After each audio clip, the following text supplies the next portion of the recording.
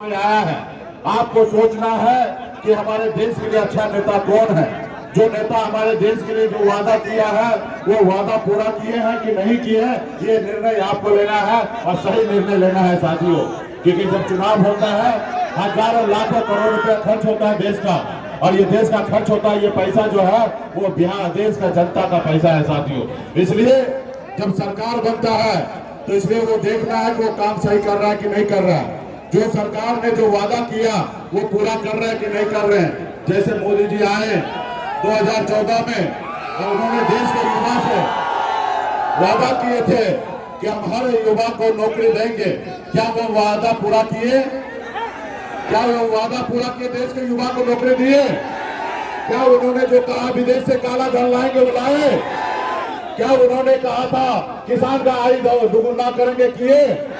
तो इसलिए साथियों आपको ये सोचना है, आज का जो सरकार है वो धर्म के ऊपर हम लोगों को घुमा रहा है, हिंदू मुसलमान कर रहा है, मस्जिद कर रहा है। इसके लिए साथियों देश के सरकार का काम है देश के लोगों को सुरक्षा करना। इसलिए तमाम हमारे साथी से कहूंगा कि अगर उन्होंने वादा पूरा नहीं किया तो अभी उसका इंतजार नहीं करना है, उसको बदल देना है। क्योंकि 5 साल के लिए हमने उनको लाया था, 5 साल की जगह हमने उनको 10 साल का मौका दे दिए।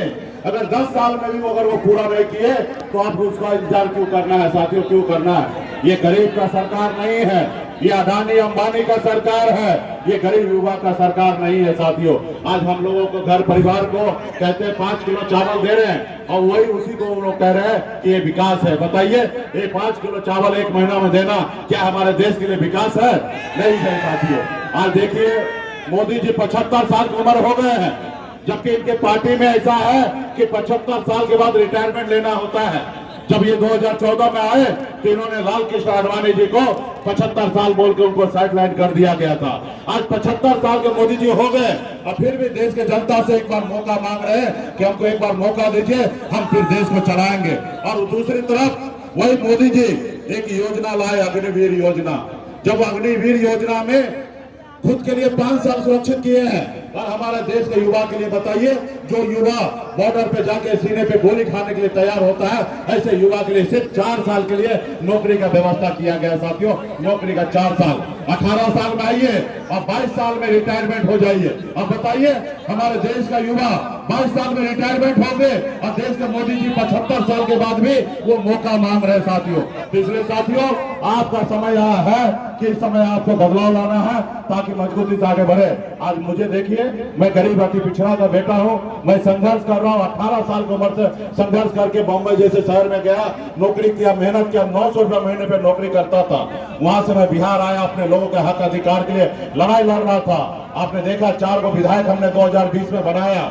हमारे सहयोग से नीतीश कुमार बिहार का मुख्यमंत्री बने। अगर हम समर्थन नहीं देते तो नीतीश कुमार बिहार का मुख्यमंत्री नहीं बनता, लेकिन हमने उनको मुख्यमंत्री बनाया और उसके बदले में हमको क्या मिला? हमारे विधायक को खरीद लिया। जो सरकार हमने बनाया उस सरकार से मंत्रिमंडल से हमको बाहर कर दिया, हमको रोड पे ला दिया।